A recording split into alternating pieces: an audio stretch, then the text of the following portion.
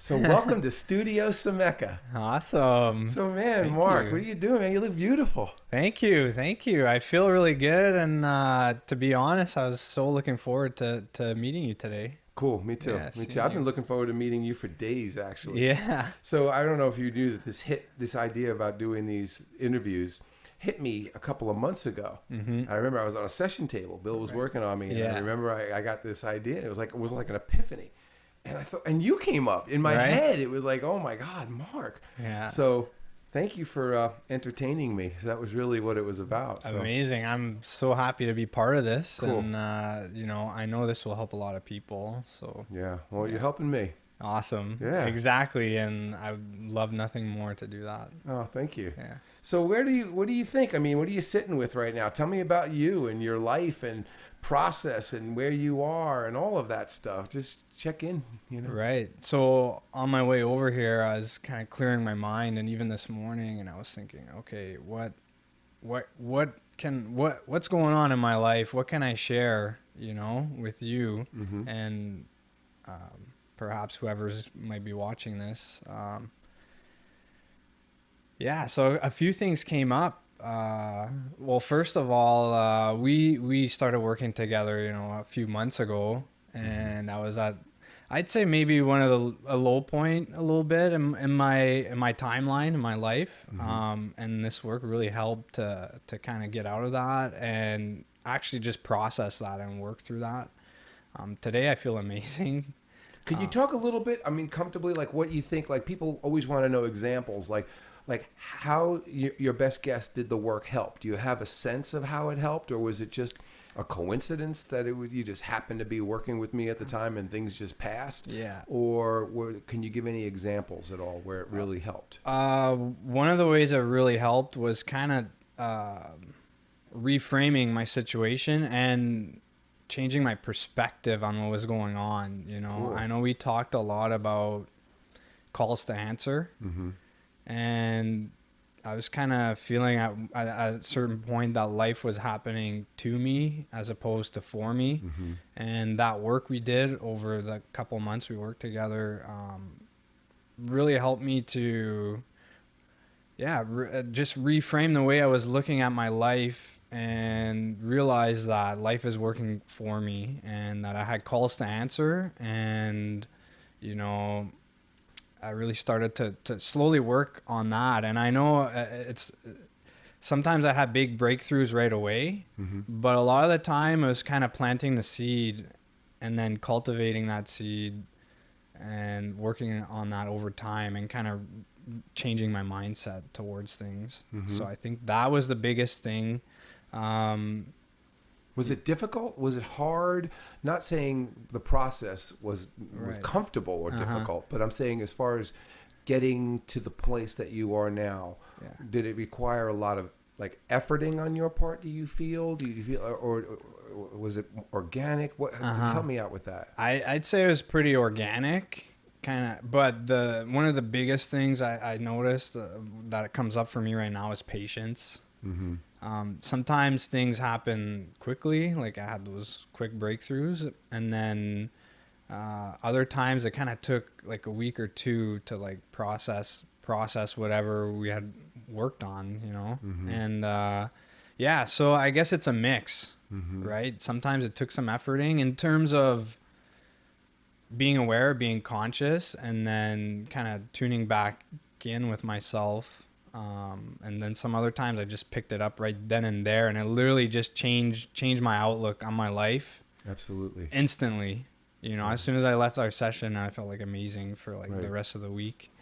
Right. Yeah. What's amazing is that it can actually last. I mean, it goes away, but again, law of diminishing effects, but you can get it back. And every time you get it back, it's easier to get it back, and then it lasts longer. Yes. And the term that we use is mindset. And sometimes, we end up happening organically is we have what I call stinking thinking, right? It's an AA phrase. It's a 12-step, And it's really true. The stinking thinking is really what makes things so much worse. I mean, life is hard enough, don't you think? I mean, but our embrace of the difficulties can actually have us spiraling out of control. When we start thinking something's wrong with us, or I should be further along, we start really being critical. Exactly. And then when you start realizing, hey, dry mouth, glass of water, And you start looking at it that way, and then you realize, don't you want feedback? Don't you want help? Or do you want to really go it alone? Don't you want to know that your body's a little short of water? And I think that when you really heard that, it went in quickly and deep. It did. Yeah. It did. And I love that analogy, the dry mouth and the water, you know, and man, you hit it right on the head there. Is that really hit deeply with me. And as soon as I started thinking along those terms and realizing that, then instead of continuing that spiral of negativity or not the proper mindset, which was just like making things worse, it was a vicious cycle. And but then when I started to reframe that and thinking about, okay, I have dry mouth, where's the water? So start searching, start working towards that. Where's the water? And then once I found something that helped, then it's like, okay, I found my water. Take some as much as I need. And then so it kind of reversed the cycle. It does. It really does. And I appreciate that. And what I think a lot of people don't understand is they think it's just about positive attitude, and it's really not, because it's like you sharpen the axe. That's the positive attitude. That's having the right mindset. But you still have to get things done that need to get done. You're just getting it done in a better mindset, which means more efficiently. It doesn't take away the work that you have to do. It's not the end-all, be-all step to have a good attitude. You still have to handle life. There's still things you have to deal with.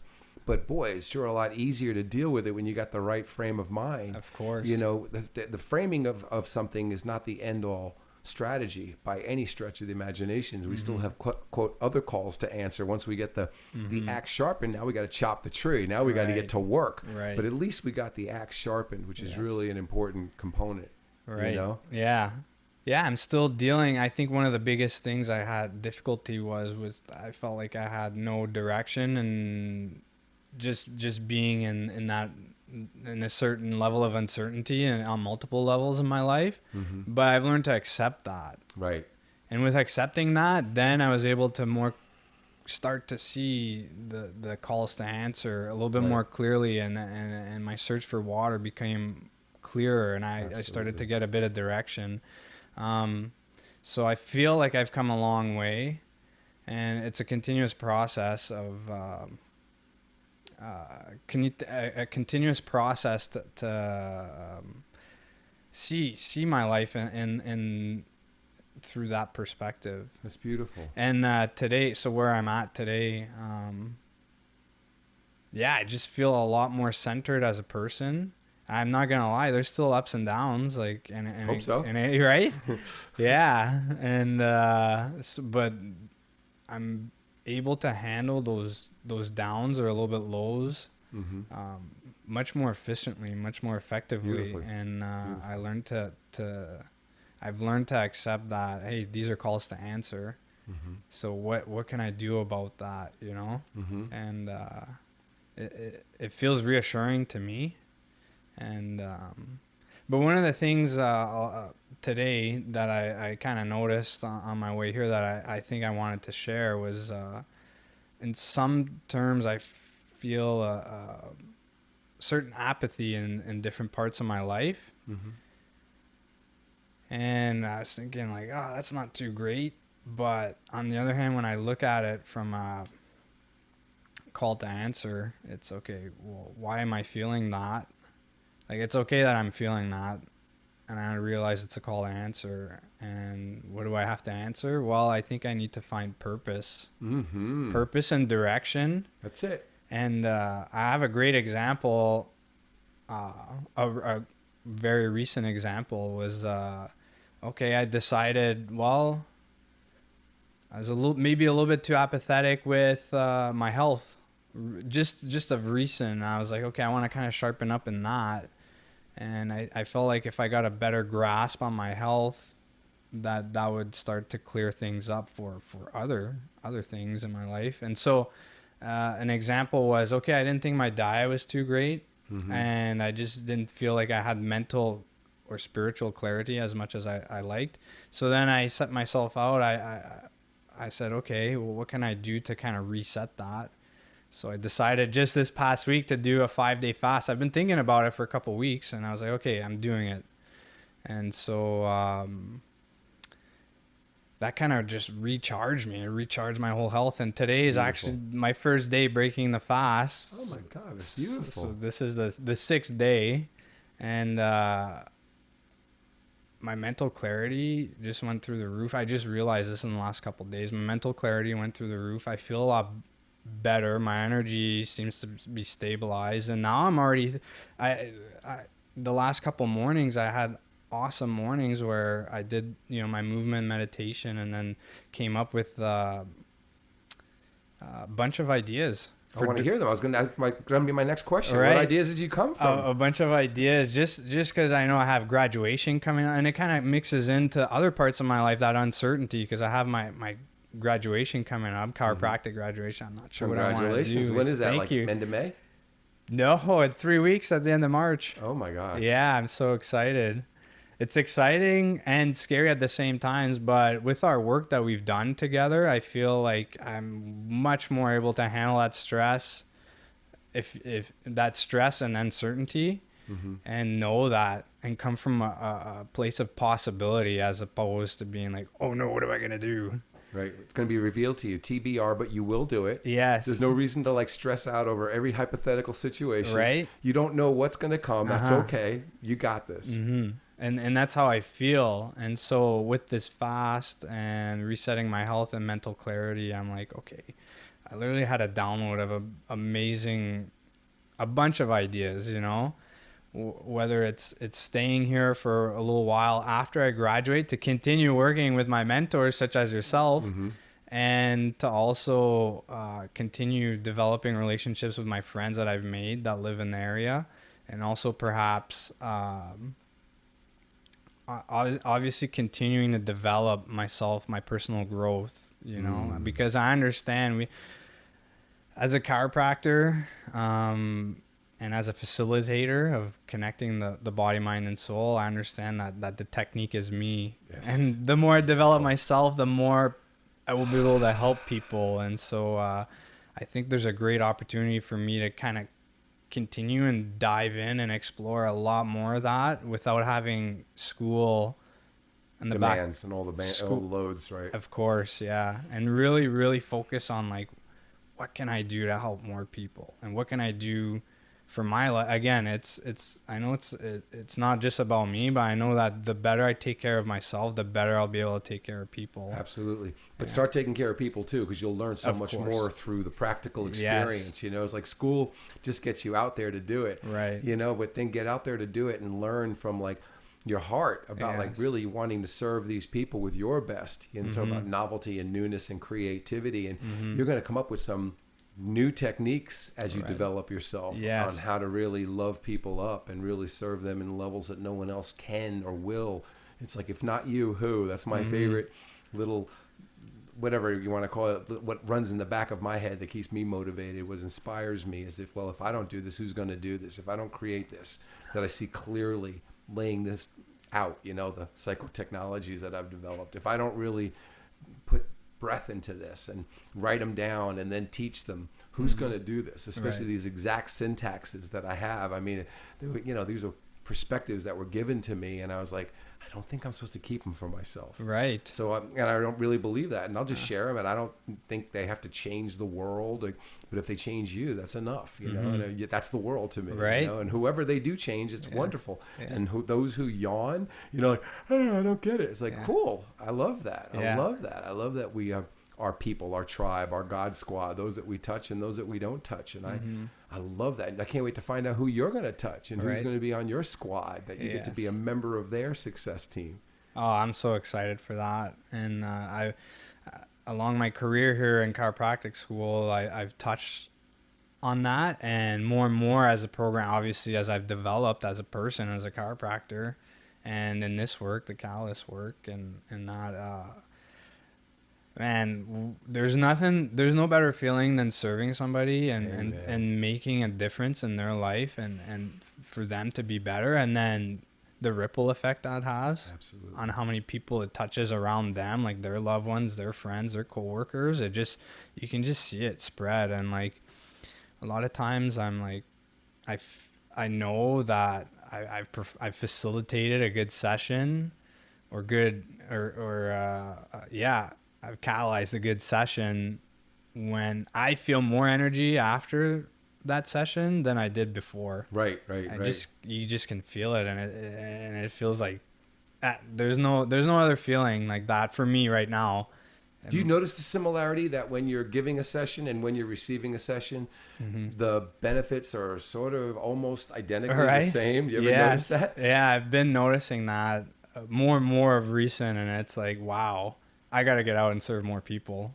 That's what I keep telling myself. And that's another download that I got this morning, you know, when I was doing my self-reflection and journaling. So cool. Do you have an idea about what that might look like serving more people, getting hands-on, do you think? Yeah. I mean, and, you know, making yourself available, inviting people for sessions. Right. I mean, what are you thinking? I've noticed that I need to shift my mindset again a little bit more in terms of that service. Yeah, I like the idea of serving people, but I need to increase my action with that. Cool. I've realized that a lot, and it keeps coming on stronger and stronger recently. And so when I hear these things, and I've noticed that. So what would I say to that? Like, let's go back to Dr. Michael's teachings or Catalyst teachings or whatever. What do you think I would say in response to what you just said? Well, obviously welcome that. Mm-hmm. Welcome that thought, mm-hmm. and listen to it. Mm-hmm. And then, it's again, it's a call to action, right? Right. It is a call to action. So after you welcome the thought, that's what that sharpening the axe. Yes. You've done that. What do you think it's telling you at that point? Well, Dr. Seneca would say, schedule your success. Bingo! That's exactly it. So what you just did, you just basically went into the archetype, the Dr. Michael archetype in there. And that's the key. Yeah. If you schedule it, you got it. If you don't schedule, it's not going to happen. And that scheduling is so important. That's it. Like, this is happening because we scheduled it right now. We're talking right now because we scheduled this. Yes. And it's the same thing. So if you can schedule your timing when you're going to serve people, you know, if you're going to do it at your house or whatever, if you're going to take your portable table, you got to get your book. You got to get your book out, and you got to decide, these are my hours, I'm going to do it. Now I'm going to fill these hours. Okay. And that's an action step that is so amazing. So you got the mindset, number one. Yeah. That's where you welcome those thoughts. Then you sanctified it by scheduling your success. That's number two. And then you carry it out. But you really got to schedule it. That's that big thing that's missing for a lot of people, is they wonder, like, you know, what do I got to do to take, you know, that next step? It's like, schedule it. Make sure that you get that book and you write it down. So yeah, thank you for coming up with it. That's the answer I was looking for.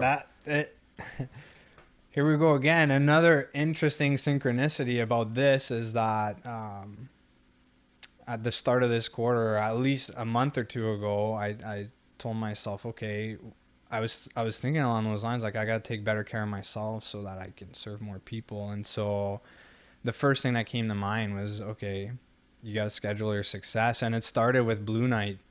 It started with your care. I was like, okay, I went to a Wednesday night, and it really just rocked my world. And then I had an amazing, you know, rest of the week. And so I thought, man, this is too special. This helped me too much that I need to schedule that. And so I wrote it in my calendar, and then I cemented it in my mind. And it was like, I don't think I've missed. No, 4 weeks in a row, brother. I don't think I've missed. And yeah. And have they all been productive, or they changed? Some are and some are like, wow. Do you notice that at all? Yeah, cool. Totally noticed that. And it's interesting because the first one was like, wow, right away. And then the other ones, it's like, oh, that just felt really good. But it wasn't that initial like, wow. But on the other hand, I think the other sessions, like, they come up through time. You know, they do. It's that processing and integrating time, and then like again, it's mixed with all these things. And like I told you, I was thinking about this fasting, and it really cemented after the last Blue Night, and then it kind of simmered in there, but it got the mind and the mind and the body and the soul, everything processing, and it kind of came to fruition through that. And I think, obviously, me taking care of myself through participating in Blue Night and other aspects of my life, this came to fruition, and it's kind of building on itself now. Well, there's healthy recursions too. So when you do something that's healthy and you're in that healthy recursion, you're getting quiet and you're getting that neurological nutrition, a dose of awesome. Yeah. Then it's, of course, what's correlated with that, what's connected to that brain state that you're now rewired for. Right. And so you will have insights because you're just newly at that brain state. And so it's like, wow, haven't been here before, because you're getting all that epigenetic influence, you're getting that body work. How was the last session on like just a couple of days ago, Wednesday night? Was it was that one of those ones, or was that? For me it was a little bit of that, but now it's still processing, and I still like I guess what I can compare it to, right, from what I've experienced in my life so far and what I've seen with other people, is take a chiropractic adjustment, which is very similar to this callus work, which is amazing. But sometimes you have like that adjustment that just boom changes your life right away, like gets you out of pain instantly. And then you have those other adjustments where you're like, yeah, you're not really painful, but maybe you're processing some emotions and other things going on, stresses in your life, and it doesn't hit you right away, but over time it kind of builds on itself. Right. And it's like growing. It is growing. It's like growing, and you don't notice it every day. Right. But over time, like you take a snapshot like a month ago of myself and take a snapshot of me today, man, it's like, I just thought of this right now. I'm like, wow, I feel so much different. I feel different. I feel like I've grown a lot in this past month. And do you feel like that the work has helped you? Because that there's two legs that we work on with Catalyst. One is awareness and one is like body dynamics, or flexibility, malleability, plasticity. Yes. Do you feel like that one has been more up for you than the other? Like you're getting more benefit on the awareness end, which is the sensory end, the information coming into the brain, or the motor end, the information coming out of the brain, where you're more flexible, malleable, adaptable? Yeah, so that's very interesting, because I've been pondering this for the last at least 2 weeks, and I wanted to touch it. So I'm happy you brought that up. I feel like I'm a person that really likes to work on awareness, and I've noticed like just the slightest stimulus kind of really gets integrated in my system really quickly. And that's awesome. And it catalyzes a lot. It does catalyze so much, and I've noticed that maybe I'm struggling a little bit on the body dynamic side of it. I get it. Well, that would make sense, because that's where the scheduling your success really gets that ball rolling. When you go that I'm struggling on the body dynamics, which is to take the action steps, the malleability, the flexibility, you can actually master that just by scheduling your success, because then you get the ball rolling, and now you're serving something that you've already started rolling the ball. Right. Oh my God, it's going to happen tomorrow. Oh my God. And you don't have to worry about it. Now you just got to show up. So that's really, I think, tracking it back one more time, I think the scheduling your success is going to really help you integrate a lot of the awarenesses that you're having, which is really necessary to get the next level of awarenesses. Believe it or not, you've got to get what you got at this level, and you got to express it and learn from it before you'll get the next download. Otherwise, you're just going to repeat the same kind of awareness that you're getting. Yeah, and that's awesome, because I've been finding that, like, I get all this awareness, I learn all this knowledge from great people and great talks and great podcasts and all that, and like I love it. I'm like addicted. I'm obsessed about it. It's good. Me too. But then I've been lacking in that scheduling your success and taking action. There you go. And so now it's starting to, I feel this shift going on within me. Right. It's like, okay, it's awesome that I'm learning all these things, and I know it can help myself and a lot of people, but without taking that action, without scheduling your success, it's getting like only minute dividends out of my time in. Right. Well, there's reason for that. There's a biomechanical reason, there's a neurological reason. When you get the awareness, the brain kind of feels like you've done it. Right. When you get the hit, and it's not that way. I mean, it takes a lot of courage and strength and fortitude and following up to really do it because you're so satiated by having the thought, because it's such a right thought. It's so accurate. You can get a hit of dopamine just by having the thought and going, oh my God, that's so it. Oh my God, that's it. And you get satiated in the clarity and the epiphany and the accuracy of the epiphany. Right. And so you do have to like follow it up. You really, really do, because it you know, again,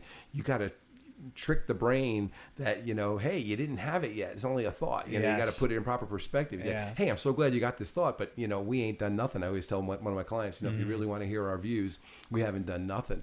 And that's, and I say that not to be a pushy kind of guy, but to help me integrate all that comes into my mind, you know, especially when I'm having higher awarenesses and moments where I'm getting a session and I'm getting more clear, you know. But it's amazing when you get those senses of clarity, how your brain actually feels like you've actually done something, which is the promise of something, but not really the something. You know, you got to still carry it out. Right. I can fully relate with that. And yeah, and it's interesting that you mentioned that, you know, it could be associated with that, with the sessions that I've been participating in. It's like, I love that awareness part. I feel really good and comfortable. Right. And then when it comes to body dynamics, I felt like almost stiff, rigid. Sometimes I would get some rearranging and dissipation in that, but not as much as like, it didn't feel as organic. And that, to me, I've been thinking, like I said, I've been thinking about it for a couple of weeks. I think I need to maybe surrender to it a little bit more and just go with it, as opposed to like resisting and thinking about it. Right, right. We have another phrase that we use about practical integration, and that's being in the consideration of what would it look like if you did take action steps. And that is a form of visualization, because it makes you actually use your mind's eye to see it. And so there's that. And I don't know if you've ever done any visualization kind of work where you're working with that, but when you say, what does it look like, or what does it feel like, a kinesthetic vision, what does it feel like in your body to actually take those action steps? Now, again, if you give yourself permission to see it, your body's going to secrete the same kind of, like, you know, as if you've done it, you know, if you do visualization well or feel it in your body. And so there's the sense of that, you know, hey, I've done this already. And, you know, knowing that the brain gets tricked when you have a thought, when you have awareness, it really does take a tremendous amount of courage and fortitude and, you know, stick with itness to really see it through while you already got the hit, you know. But you got to realize that the hit that you got is relatively insignificant to the hit that you're going to get once you really complete it and do it. Like once you do the next session that you do, when you schedule it, whether you do group, like a blue night, you're on your own, call it whatever you want, or you just see people one at a time. Maybe you just have one session, you schedule it. Just try to imagine what it's going to feel like when that session is over. I mean, that's going to be such a greater hit, you know, talking about dopamine being released into the system than having the thought, because it's more of an accomplishment because you've made it happen. First, the thought, you know, if you see it, you can do it. Well, imagine after you've done it, after you saw it, that's even a greater hit. And you want to really dangle that carrot out in front of you so that you really do follow through and have the best possibility of stick with itness. Yeah, I've totally had that before. Like, for example, like my other career, the earlier part of my life, I was a hockey player. I played professional, but growing up, you know, I always had that visualization, especially before bedtime, that hey, I would make these moves and then score.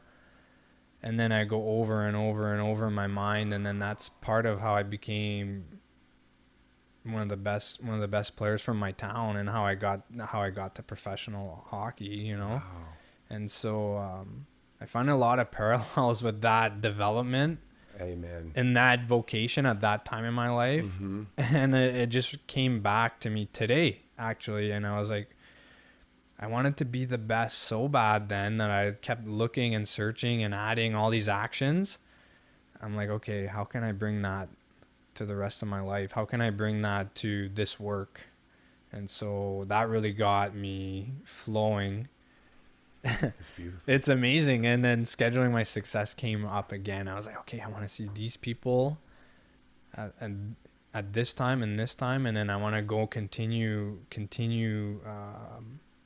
my relationships with my mentors. Beautiful. And I want to continue integrating this work, and I want to become the best. I want to become the best for me. And I know that if I become the best for me, I'm going to become one of the best in the world. So that's it. Yeah. And then don't you want to celebrate the people that come to you, and aren't you happy for them? I'm so happy. Instead of putting like all the weight on your shoulders going, oh my God, they're coming to me, I want to be the best for them. It's like, you know what? I'm going to do as well as I can possibly do. I'm going to continue to grow. I know my integrity. I know I mean it. I know how sincere I am about this. I'm happy for people that have found me. You know, I have that. Right. I know that there's like, as strange as I am and what a weirdo I am, and the fact that I play so quote unquote small because I'm satiated by what I have. Yeah. Shame on you, Dr. Michael, right? You know what I mean? That, you know, people question. I mean, and rightfully so. They very well should until they come. Then they don't question anymore. Right. Exactly. And it's such a gift that you have to share. And then, you know, but like anything, it's a process. It's a journey.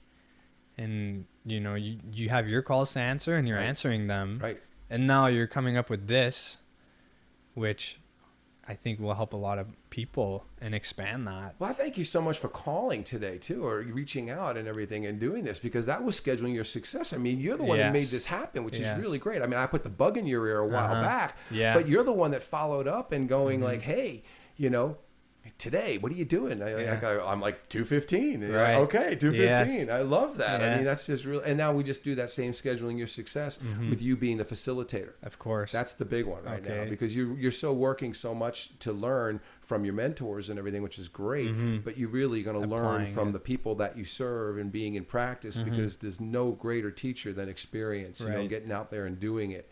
And so that's where you're going to learn more than I could ever teach you, or anyone could ever teach you, actually. Right. And I've been thinking about that as well. And I've seen some other students, some other graduates, some other amazing docs. And I'm like, wow, how'd they get so amazing? Like, right. And then I'm like, I'm thinking, yes, it's the people they've served. That's how much they learned, Absolutely. Right? And like, absolutely. And then when you really have a connection with somebody, and then you absolutely want to be the best for them, it's like, oh my God, I want to reward their confidence in me. I remember being in practice my first year, and this woman, you know, got some dreaded diagnosis, and she decided that she wasn't going to go the conventional route, and that she was, no, I'm just going to see you, Dr. Michael. And I remember going, if that were me, I wouldn't put my life in my hands. I was taking on a little too much. It was her decision, but it wasn't like I'm putting my life in your hands. But she was just like, no, I'm not doing that. I'm just going to, you know, continue to do what I'm doing. I'm going to continue coming to you. I volunteered putting the weight on my shoulders going, Jesus, if that were me, Dan, I mean, I'm such a poser. I'm just phony. I'm just in practice. I'm not, I don't know anything. I'm wet behind the ears. If you knew how little I knew, you would probably go conventional care and you wouldn't trust me like this. But it wasn't about me.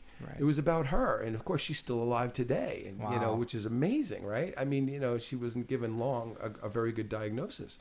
And, you know, and I did personalize it back then. I made it like, I'm going to just see you. You know, I was like, oh, you know, I was like, no, that was her decision. I didn't encourage it. She informed me. I didn't lead her there. Right. You know, but I sure did put that, like, you know, with like an x-ray, that lead apron they put on, I had it on my shoulders. It was like, oh my God, you're going to do this? I wouldn't do this. Yeah. If you knew what a jerk I was, you wouldn't do this either. You know? I really love that you share that, because, you know, I've felt that already, and that's maybe one of the things that kind of has been a hurdle into scheduling more of my success. You know, there's always that thought. There's always that thought in your mind, and I think the more you feel that heaviness, you're bringing it on yourself. But if you feel that way more, then maybe I'm sure that after you started seeing her, it started to go away slowly and surely. Go away. And I think that was another thing I was going to share, was that fear. I know myself, and probably everybody at some point, you feel that fear, like, am I adequate enough? Am I enough to serve this person, to really help them? But you know, like I know, all the time you put into this, all that intention, that presence, and all that time preparing to be able to serve that one person, or whichever person comes to see you, you pre-qualify yourself to see them. Wow. Throw in my own words right in my face. Right. And so why not give them that gift that you've been working so hard to be able to deliver? So when your conscience is hitting you, you know if you're putting the work in. You really do. And you know if you're not putting the work in. And at the time, I think I was so wrapped up in the newness of being in practice, you get caught up in like marketing or whatever, you're just promoting and stuff like that, that you don't really focus so much on the development of your skills. And it's hard to lie to the man in the mirror that you've been working on yourself or developing your skills. Yeah. Well, since that, I'm only working on my skills. I'll work on marketing or promotion, but so minimal compared to coming up with new psychotechnologies and a new approach or something for other people to consider. Hey, is this as good as I think? So I teach it to find out if it holds up, or is it just me? That's really why I do it. And so, but the big gnawing thing in the consciousness is that we can always improve. And the fact is, if we're not working on improving ourselves, even though we've been at this for years, if we're having a lull, that little voice in our head is going to be like, yeah, but you've hit a kind of a plateau. You haven't been really working on yourself. And so I have to remind myself the fact that we can always grow, the greaterness model, successions model, forward healing model, we can always improve, is a blessing, not a curse.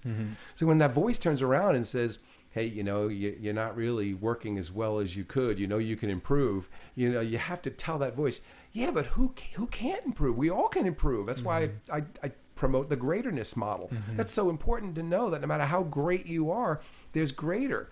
And if you're addressing that, if you're actually addressing that, then you're doing the best you can, and you'll keep growing as long as you continue to address it. Right. But if you're not addressing it, if you've hit some kind of plateau and you're kind of participating in that plateau, well, you're not going to feel really good. Your conscience is going to get the best of you, and rightfully so. It needs to get the best of you so that you get back and doing exactly what you're doing, working with your mentors and sharpening the axe and doing your own work, and then learning what that new awareness looks like, the new application of your new awareness, which is where the juice is, because now you're new, right? You're creating novel ways of doing it.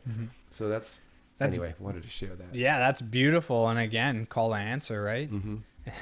And it's pretty hard, if not maybe probably impossible, to lie to yourself on a deep level. Right. And on a deep level. But you can lie to yourself on a superficial level. Exactly. That's like the stories you tell yourself, you go, oh yeah, I'm such a F up, and you believe that? Yeah, I believe that. Well, not on a deep level. Yeah. You're just saying, come on, dive deeper, go deeper. Yes. Everybody loves that song Shallow. I don't think, we're not shallow now. Yeah. Let's dive deep. Let's go into it, man. Right. And so I think it's a good thing. You look in the mirror and then you're like, man, I don't know, I gotta work on improving myself, and then you answer that call, you find that water, and then you just keep growing, and that's it. And then you go, hey man, we are far from shallow now. Right. You're in deep. You're diving in. And I love that you share that. The work we do, it's about continual growth. Have to be. That's the model. And that's the Thriveapeutics, the forward healing, right? That's so it. And I love that you share that, because it's like literally interlaced. That's life, I think. That's life. Right. That's life. If you give it attention, you'll thrive. If you don't give it attention, you're going to get the symptoms of neglect. And I don't like the symptoms of neglect. I've seen it. It doesn't look good. And then they look outside themselves for help while they're not going into the deep end again. And they're not taking that deep dive, Take the deep dive, Find people like you that are willing to go there, and then go there and see what you discover. I mean, it's pretty amazing, It is. And you're doing good work. You're not overwhelming anybody, are you? No. Right? Right. Come on. You're not overstimulating anybody. No. You're not, You're doing great work. And I love that. And I've learned a lot, again, through experience, through working with people, that it's like, there's been those times where I like hit that limit, or maybe just slightly cross that limit, and it's like, okay. And it begins as like this wide zone. And then as you continue working again and experience it, I feel like it's getting smaller and smaller and smaller, that it's just going to be like, okay, I know this is the point. This is enough right now. That's beautiful. And I don't want to mess with optimal. That's it. Like overwatering the plant. I don't want to I don't want to drown the plant just because I want it to grow as quickly as it possibly can. Right. Okay, if you want it to grow as quickly as possibly can, stop. This is it. That's enough. And people don't really think like that. Right. I can't stop thinking like that. Right. Man, it's a process for sure. It's difficult to internalize that, and because we know all these wonderful things that can help people, but like if it's over their head at that moment, it's not going to help, right? Right. But that's why you can do things like Blue Night if they are okay with it, or just even educate them slightly about what you're doing. Hey, we're working on awareness, working on neuroplasticity. These you're at the mercy. Your whole healing capabilities are at the mercy of your body, having the ability to adapt. And then executing that ability. Like you have the ability to have greater awareness. Now you got to execute the awareness. Right. So it's a two-prong approach. You know, awareness is one thing, and then motor, right? Sensory and motor. It goes back to second grade. Touch the hot stove, right? The message to the brain. That's one. And then take the hand off the stove. That's the other. It's like the awareness. Oh my God, I'm getting burnt. Okay, what are you going to do about it? You know, that's really cool. You know, and then to come at what are you going to do about it in a really gentle, loving, kind way, where you do something about it as productively, as optimally as possible, as efficient, with great utility. That's really important. Yes, of course. And I love how you put in those words, you know, gentle, kindness, utility. Well, people push. Push is not optimal. We know that. Push is not, the brain is not lit up. I mean, when you're pushing, right? Push. You can see the phoneticism in the brain, and it's not optimal. It's not. It's only when you let the game come to you, man. Chill, relax. If you're a running back, find out where the opening is, then take the opening. Yes, I love that. I can totally visualize that and feel it through my hockey. You know, right? Of course, playing hockey, and you know, you have those times where you're forcing it, right? You're trying so hard because you want to do so good for the team and for yourself, and you want to win. But sometimes, you know, you force too hard and it never comes. What about this? When you're in hockey, right? Yes. You're playing and you're at your absolute best, okay? No doubt. You are on. Yeah. What's your observation?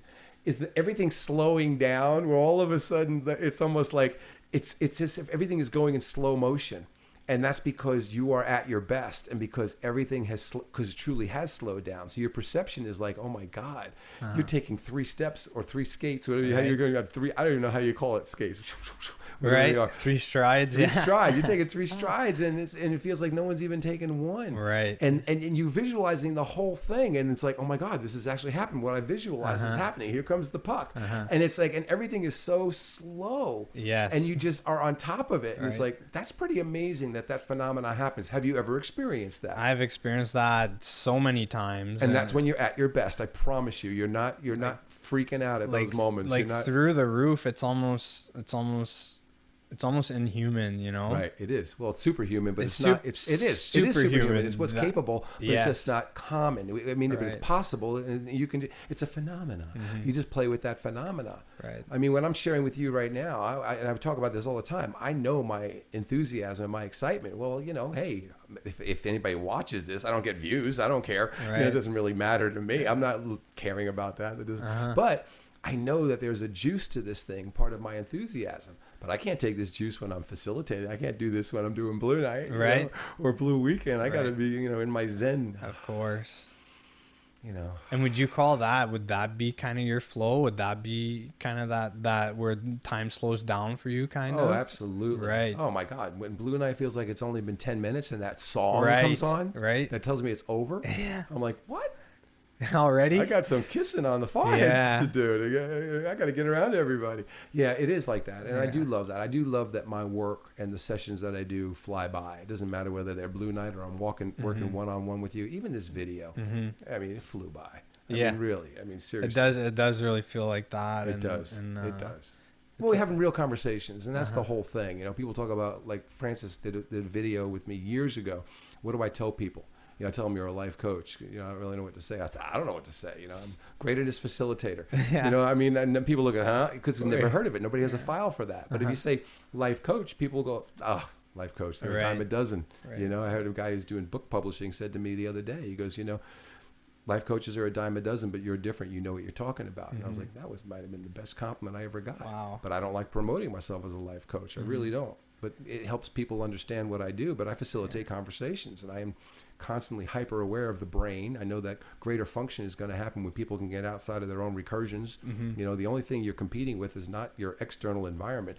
What you're competing with, and the only thing you're competing with, is old you, recursive you, patterned you, and letting the you be the you that's emerging, the new you, the mystery you that you don't know, where your self-concept is, you know, going to be revealed to you, TBR, not what you know, what you don't know. And that's not easy to facilitate that, but I I love the challenge. Right. I love doing it. I think I'm really good at it. Yeah. I've seen agree myself with that. after 25 years. I seem to know what I'm doing. You know, it's like I was such a phony in the beginning, right? Yeah. And now I'm not such a phony anymore. That's kind of fun, you know. But it was that journey, that process again, right? Right. And like in that time, you were at your best in that moment, helping those people that needed that in that moment, which is amazing.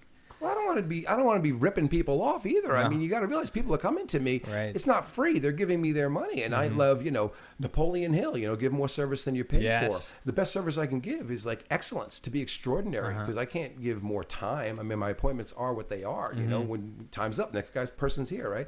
So I can't do it that way. So I have to, if I'm going to give more service than I'm being paid for, then it's got to be in the quality of the attention, and I've got to be excellent. And that's what keeps me going, because I mean, Napoleon Hill stuff is brilliant. I mean, I was just reading that this morning.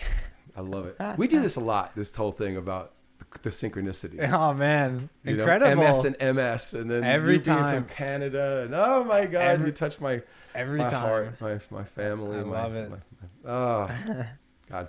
Anyway, this will be it for today. I think this was great. This is a good place to stop. That was awesome. I want to thank you for doing this, and more importantly, I want to thank you for scheduling your success or my success in doing this. I really appreciate the phone call saying, "Hey, let's videotape." Well, I really appreciate you reaching out and you know, following through on that flash you had way back when. Right. You know, because that's led to here and today. Right. So thank you. Thank you. Well, till next time, all right? All right. Thanks, brother. Bye-bye. Bye.